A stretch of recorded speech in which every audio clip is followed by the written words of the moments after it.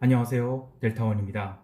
지난번에 이어서 개인 투자자를 위한 해외 선물 가이드 두 번째 편을 시작하도록 하겠습니다. 첫 번째 편을 요약하면 개인 투자자들은 주식 투자보다 파생 상품 투자를 어려워하고 있고 파생 상품에서는 선물보다 옵션이 더 어렵다고 생각하고 해외 선물은 미지 영역으로 본다. 즉 지금 해외 선물을 하는 사람들은 대부분 그냥 도박꾼으로 본다 라고 생각을 하죠.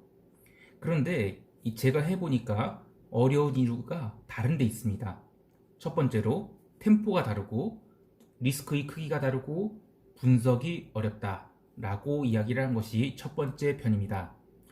오늘은 이 첫 번째 어려운 이유, 템포에 대해서 이야기를 해보도록 하겠습니다. 하늘에서 헬리콥터든 비행기든 타고 있었을 때 땅을 내려다보면 자동차가 움직이는 것 같이 느껴지지 않습니다. 그런데 이 땅으로 내려가 보면 분명히 차는 60km든 100km든 빠른 속도로 움직이고 있죠.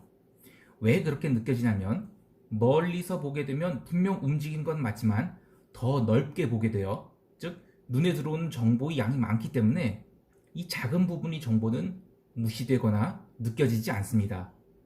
그러나 그렇다고 해서 작은 부분의 정보가 아예 없는 것은 아닙니다.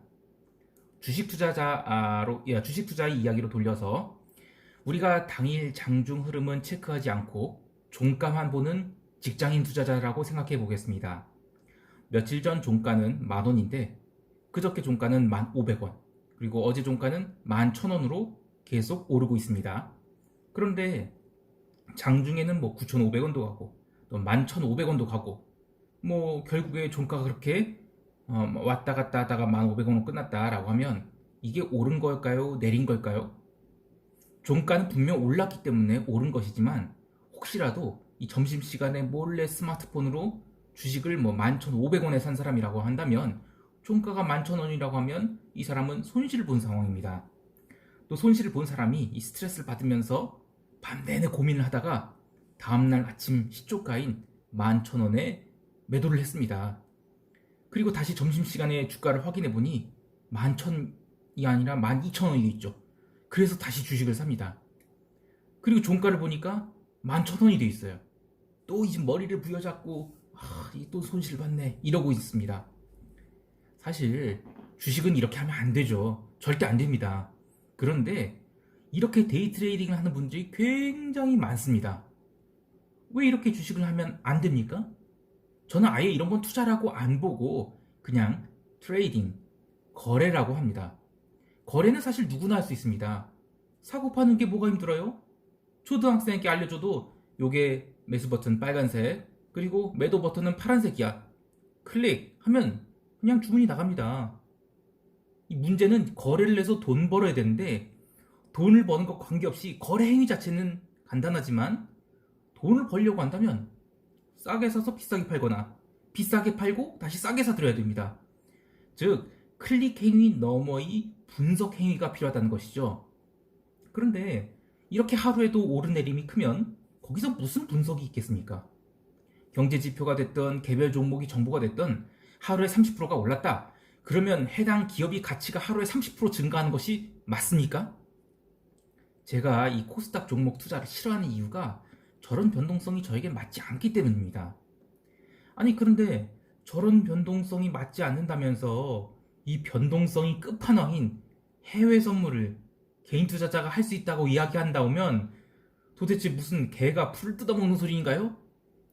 참고로 여기서 개가 풀을 뜯어먹는 소리를 얘기하면 빠드득 빠드득 빠시락 빠시락 하는 아주 날카로운 소리가 들립니다.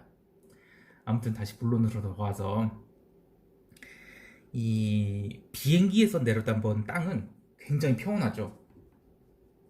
그런데 거기서 이제 고속도로를 보니까 거대한 트레일러가 하얀색 탱크롤이 그런 걸 싣고 이제 달리고 있습니다. 이 다른 도로가 이제 아스팔트는 검은색인데 하얀색 탱크롤이 아주 눈에 띄게 되죠. 그래서 그거 하나 보고 있으니까 분명히 트레일러가 제법 빠른 속도 1분이라는 시간 동안에 산도 하나 지나고 또 인터체인지도 지나고 뭐도 지나고 하면서 이동하는 것이 보이기 시작합니다. 이 트레일러는 목적지를 계속 가고 있는 것이죠. 다른 차들은 뭐 여기 ICS 나갈지 뭐 계속 갈지 모르겠지만 또 그런 게 신경 쓰이지도 않습니다. 그런데 이 트레일러만큼은 계속 눈에 들어오는 것입니다. 이 보이니까요. 이게 하얀색으로 딱 눈에 띄게. 그 높은 비행기에서 봐도 그렇다는 것입니다. 다시 주식 이야기로 돌아와서 이 종합주가 지수가 1년 동안 솔솔 오르고 있는데 개별 종목들은 다양한 스토리를 갖고 뭐 하루에 뭐 이래서 오르고 또 저래서 내리고 합니다. 그런데 제가 갖고 있는 종목은 오르락 내리락하면서도 결국에는 종합주가 지수보다 조금씩은 더 올라갑니다. 다른 종목이 오르든 내리든 뭐 내 종목만 가면 또 굉장히 이뻐 보이죠. 그래서 내 종목이 참 오늘 얼마 올랐을까 뭐 그렇게 궁금하긴 하지만 그래도 일단 가고 있으면 그리고 그것이 뭐 근거에 의한 투자다라고 하면 시장이 그 근거가 맞다라는 것을 보여주고 있는 것인데 정말 기쁘지 않을 수가 없습니다.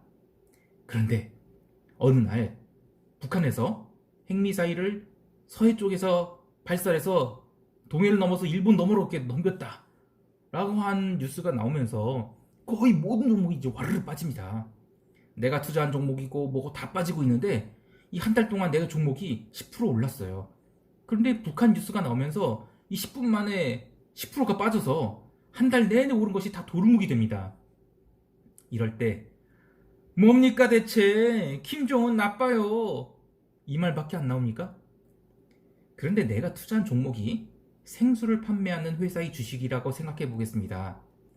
북한이 미사일을 쏜 것과 이 생수 판매 실적에는 무슨 관련성이 있습니까?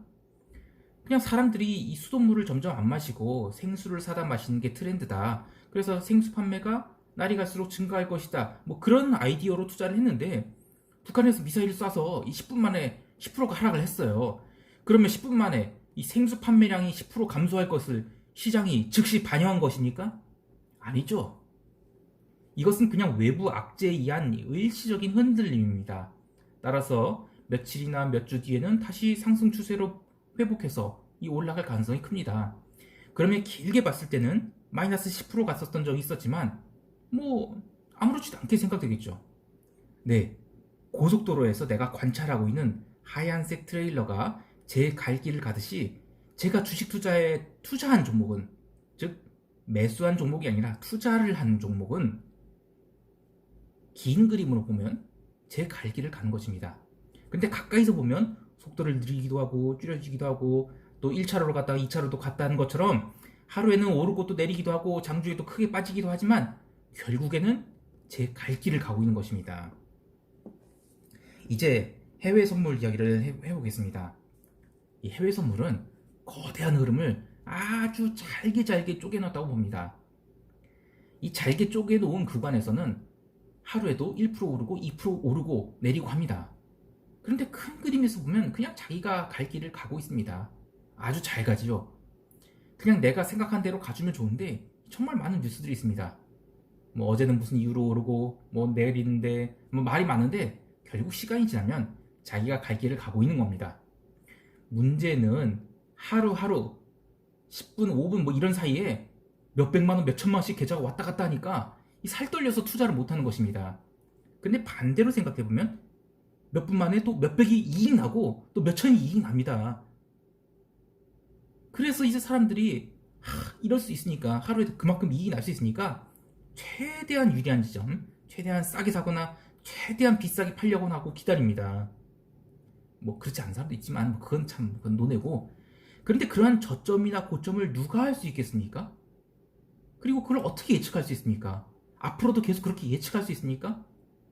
그런 걸 예측하려고 노력하는 학문이 기술적 분석이죠.